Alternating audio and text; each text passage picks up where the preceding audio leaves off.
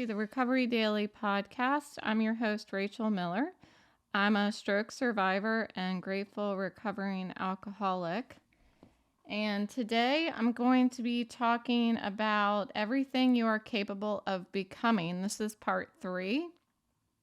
And what I've been doing is looking into Maslow's hierarchy of needs. And what I find interesting is that I have been more and more being able to find a parallel in my sobriety, recovery from alcoholism, and my stroke recovery, my post-stroke recovery, and getting that willingness to put recovery first in post-stroke. And what I think could be beneficial to those that may be in recovery from some sort of life-altering event like a stroke is the fact that folks that are in sobriety have a guide for living. And in that fellowship program, it's called the 12 Steps. And it's like, it's really something that once you participate in it and are actively working the steps, you realize that this is a guide for living that you wish every human being had the opportunity to learn. And so as I'm facing challenges in my post-stroke recovery, I'm identifying how I can pull the steps in, because since it worked for me in the other recovery, why can't it work for me now and keep my mental health in check and ensure that I'm doing everything I can to, in this case, if I'm aligning it with Maslow's hierarchy of needs, to address all of my needs and make sure that I am reaching my fullest potential in recovery from my stroke. So, Maslow researched the similarities between popular characters in society, people like Jefferson and Lincoln. And he did this really as a personal hobby. He found it interesting and wanted to figure out those that exhibit these behaviors of having their shit together. What are the similarities between them? So these people are interested in a mission larger than themselves, not just focused on meeting their own needs, but having the ability to look outside of themselves and be able to inspire others. So speaking of inspiration, a lot of people I've heard as I've been listening to YouTube videos and listening to articles on the web find Maslow's hierarchy of needs to be really inspirational. So I'm thinking, is it inspirational? What I thought was interesting is that Maslow said, as he was doing this comparison of popular people that exhibit this kind of behavior, that he was really surprised to find out there was no documented research or anything on this type of psychological topic. So I'm wondering, it's just super interesting to me that people have these interests and these hobbies and research and look into these different things like our mental health and our behaviors and everything. And if they don't go the extra mile to see, is there documented stuff out there about this already? Is this something that maybe I should document and share with the world? You never know what might be discovered by other people that they aren't actually sharing with the world. I don't know. It just was really interesting to me that he was discovering something that hadn't yet been shared by anybody, or I guess researched by anybody. So it's is it inspiration, or is it a collection of just good advice for living? Um, is it the meaning of life, or is it a way for an individual to find meaning in their lives? And so, what I'm doing now is I'm taking Maslow's hierarchy of needs and I'm comparing it to the 12 steps of my recovery program. And the reason why I'm doing it is not because I want to just know if it lines up, but I want to try to see if I can apply that to my recovery from my stroke, and if there's anything enlightening about how I can, I guess, surface any additional inspiration for how I can help myself and how I can help others that are listening to the podcast.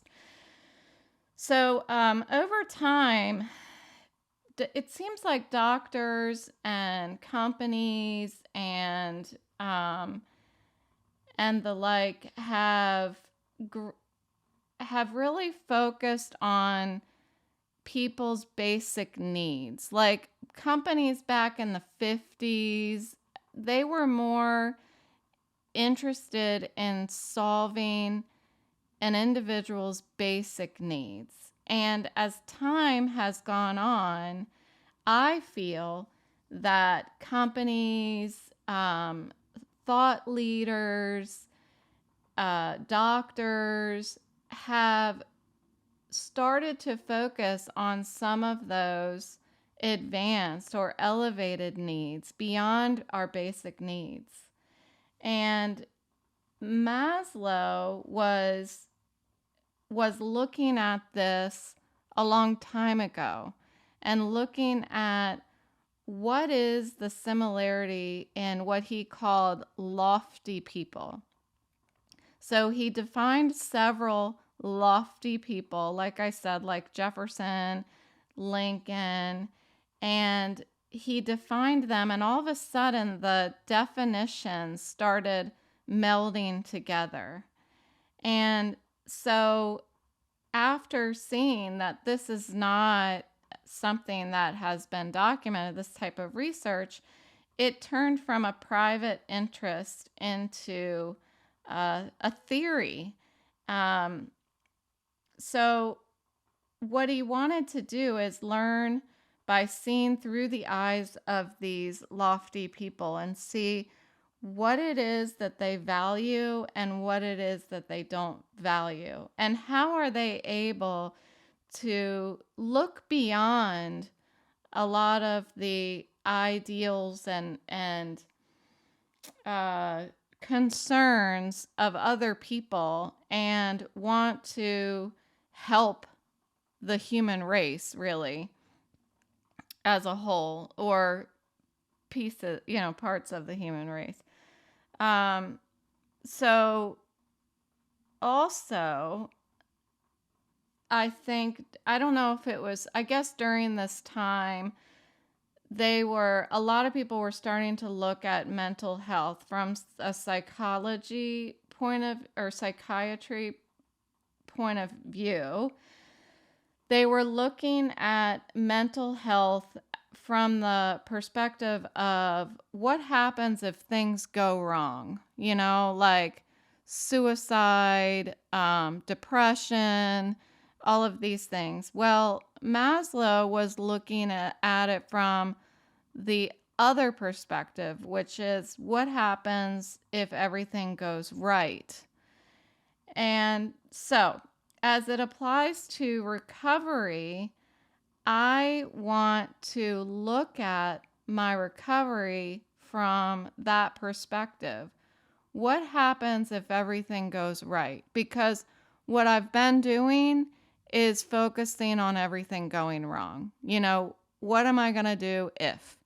And what ifing? And I know better than that. I know not to what if, but it's really, it's challenging to fight that urge to what if? What if I don't even want to say it out loud because it's just terrible things that I think of. I just think about my vision never getting any better.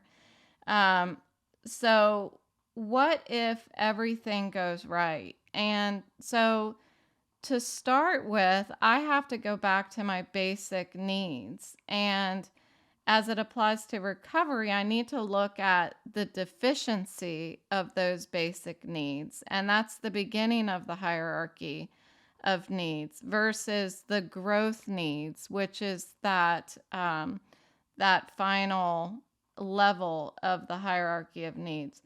So I started by looking at my sobriety and thought about what was I deprived of prior to sobriety.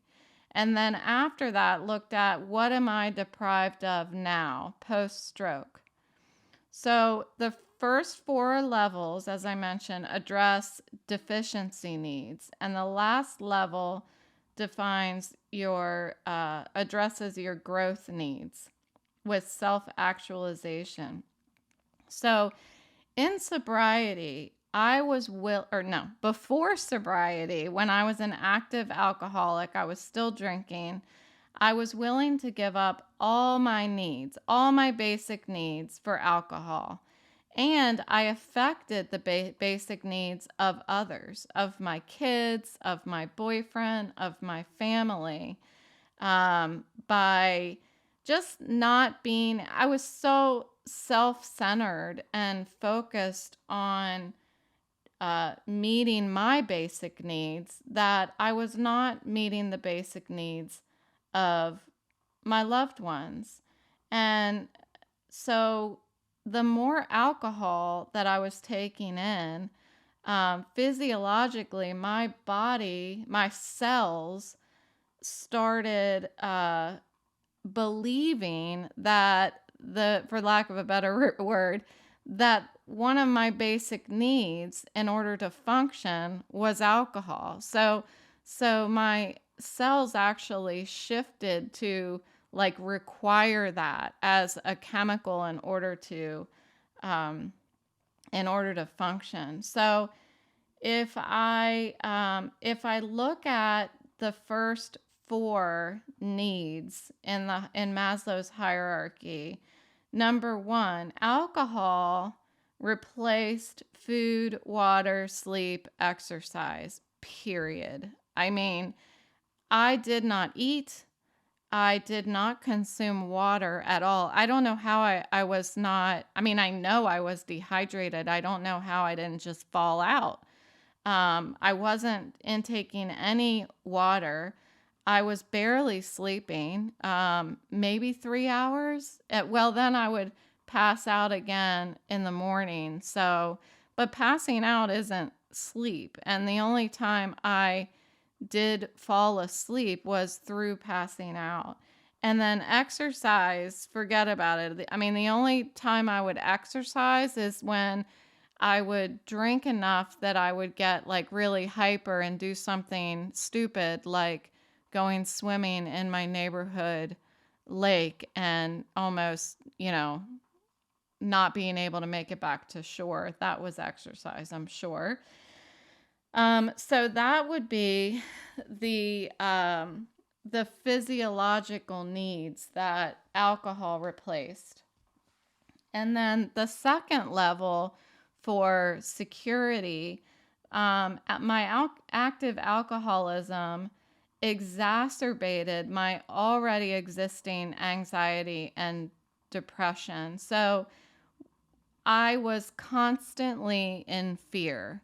And by that, I mean, I couldn't go to this. I just had this constant anxiety, overwhelming, unmanageable anxiety to do anything. And I was working from home. There wasn't much of anything I needed to do. I had to go to the bus stop to get my kids on the bus, and I had to go to the grocery store, and yet I had this just overwhelming sense of anxiety. So my sense of security was just completely non-existent.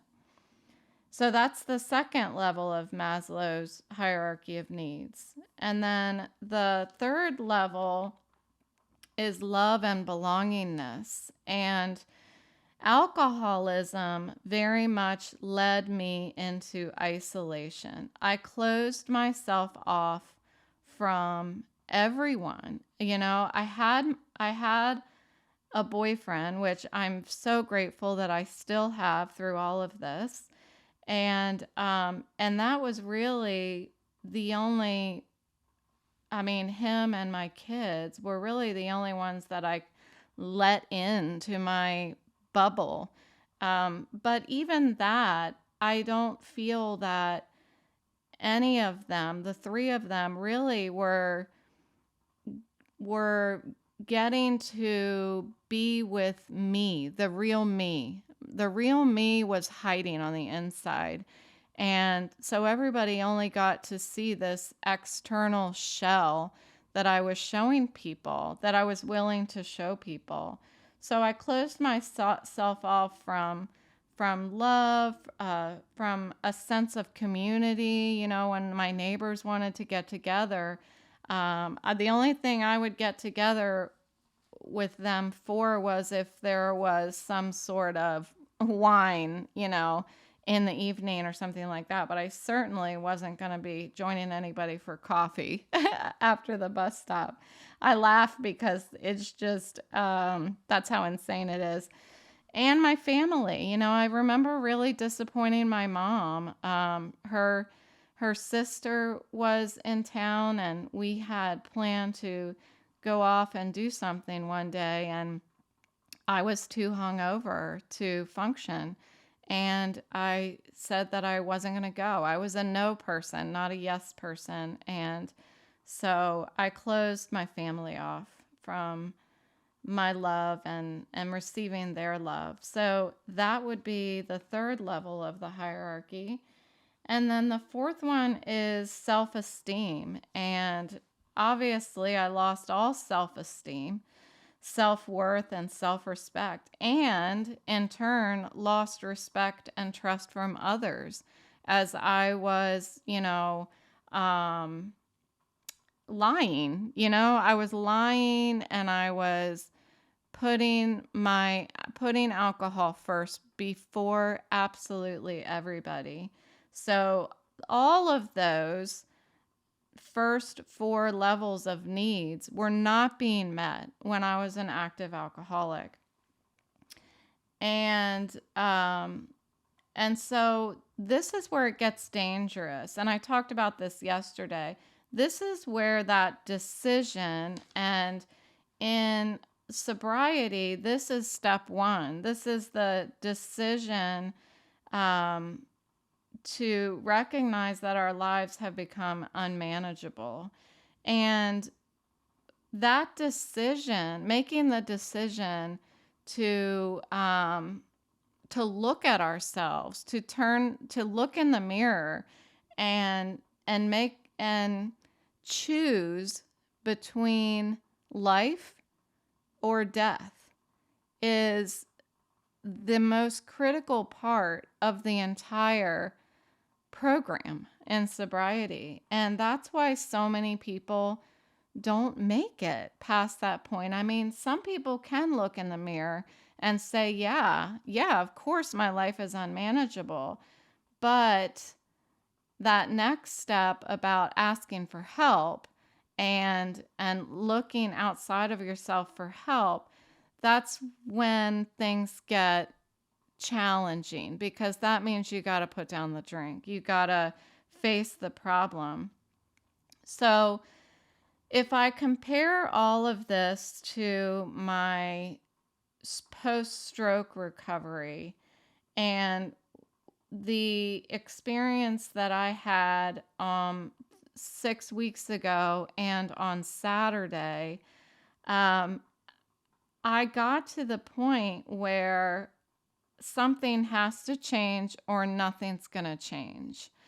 And I got to the point of realizing that my life was getting unmanageable again. And it's I've done it before. I've done it before, looking at and being like, even though I didn't know at the time, hey, my first 4 needs in Maslow's hierarchy of needs are not being met. When I look at it now, I'm able to see that. I'm able to see that I wasn't taking care of my body. I was not taking care of my mental health. I was not interacting with other human beings, and therefore had no sense of self-love or anything like that. And so looking at it now during this phase of my life when I'm trying to go all in on my stroke recovery and really keep my mental health in check, I'm looking at what are my physiological needs that are not being met. And I talked about that yesterday. I talked about how I haven't been eating, I haven't been sleeping adequately, I haven't been exercising. I'm doing these things when I feel like it. It's not that I haven't been doing them, I'm just doing them when I feel like it. And when I was recovering in the beginning as an alcoholic, it wasn't a choice. You don't make the choice of when you want to not drink. You have to do it. It's a commitment. It's a minute by minute, day by day, year by year commitment. And so I think it's important for me to translate that over into this recovery. So if I look at the second level of Maslow's hierarchy, safety, I was thinking, what part of my safety isn't being met? Well, of course, it's my health. It's my health security. I don't feel like I'm stable. And then number 3, the love and belongingness needs. I'm challenged finding a community where I belong. I'm challenged because I haven't been able to access digital devices in order to communicate with other people. As lovely as it is, I've been communicating with my boyfriend, and that's about it. I go to my morning sobriety meeting and I get to talk to people. But in that meeting, I'm talking about sobriety. I'm not talking about my stroke recovery. And I need it. I need some sort of friendship and to be a part of, and have some friends and have a sense of belonging. And so that need has not been met largely, but I'm starting to find an answer there. I have been able to find a stroke recovery support group. I've had lots of people that have been starting to reach out to me because of this podcast. Um, what's challenging to me right now is that, just as with sobriety, this is, as far as I can see right now, and that's all that I can handle. All that I can do anything about is what I can see right now. And what I see right now is that I don't see an end. I don't currently see a light at the end of the tunnel. And that means that I need my community to not go away. And what I have encountered is it's a touch and go kind of thing with with people who, I don't know how to say this without it sounding offensive, without having a fellowship, um then I'm almost waiting for people to reach out to me and see how I am. Because I certainly don't always feel comfortable reaching out to other people and being like, hey, I need to talk. I need to talk about myself. I'm not, I need some sort of love, and I need to talk to somebody who cares about me, because I'm not feeling good.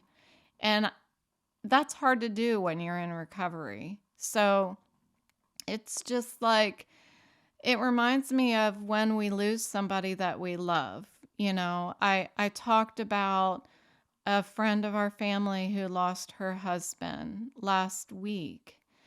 And when you lose somebody, you get this overwhelming outreach from people. Oh, we love you. We're so sorry. And it's genuine. It's genuine. But as time passes, that outreach slows down and you are still left without your loved one that you lost. And that makes me really sad. And that's where my empathy starts coming in, that I have to regulate. But just with recovery, I've gotten a great amount of outreach. And as time goes on, I'm still fighting and the outreach slows down. And I don't expect this outreach to be constant or anything like that. That's not what I'm saying. What I'm hoping for is to find a long-term, stable sense of community somehow. And I am committed to doing this podcast every single day because I've that's the name of the podcast, Recovery is Daily. And I want to not lose sight of the fact that when we are in recovery, it doesn't go away. People that are in recovery, some recovery is a lifetime. It's a lifetime. And so if I can continue to do this, um, I have hope. I get a star. I have hope that I'm going to build a community and it's going to be here and it's going to be static and it's not going to go away. And that's what I want to happen. I need it for me. And I know that if I need it, there's so many other people out there that need it as well. So, and then finally, self-esteem. In this post-stroke recovery, I have found absolutely that I am trying to find my way in finding a sense of achievement. And I don't know where to find that right now. Right now, my sense of achievement is aligned with this community. The more people that I can get to follow and listen, the more sense of achievement I have as well. And so that seems to be, if I'm just being honest, which that's all I do on this podcast, that seems to be what's happening with me. So this is how I have aligned the two types of recovery for me.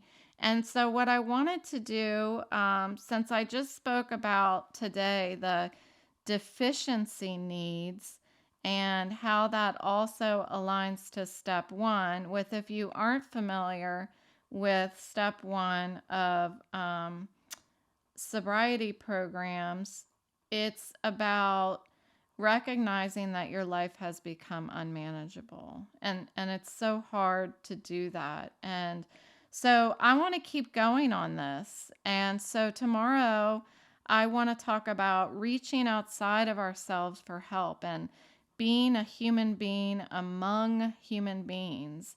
How recognizing that I can't do this by myself and having the willingness to accept help from others. And so, just before I close out, on a side note, I did go to the neurologist today, and I was able to talk about what I've been challenged with lately. And I talked about how my post-stroke symptoms seem to have really gotten a lot worse, almost worse than they were when I first had the stroke. I mean, it just doesn't seem to be improving at this point. After 6 weeks, I still can't be on the computer for any extended period of time. When I first had my stroke, I started out being able to look at the computer for about 15 minutes, and even that was a stretch. But then I would take a break for 2 hours, and after a couple weeks, I would be on the computer for 30 minutes, and then I would take a break for 2 hours. Well, that doesn't seem to be something that I'm able to do right now. So she has prescribed me with an MRI. So I'm happy that she did that, because we'll get to see if anything has changed. If I had another mini stroke or something like that, of course, I'm hoping to God that that is not what happened, but at least we can start from the beginning again, see what's going on in there, see if anything has changed from when I first had my stroke. And also, I'm going to be getting a Doppler scan, a sonogram on my carotid artery and what was it? I don't have it with me. Anyway, to make sure that I don't have any blockage in any of my main roadways to my brain. So that is scheduled for the sonogram is scheduled for Thursday. And then the MRI is scheduled for August 15th, a little later than I want to wait. But hey, that's what I'm doing. I'm just doing a lot of waiting these days. So thanks for listening, and I will talk to you tomorrow.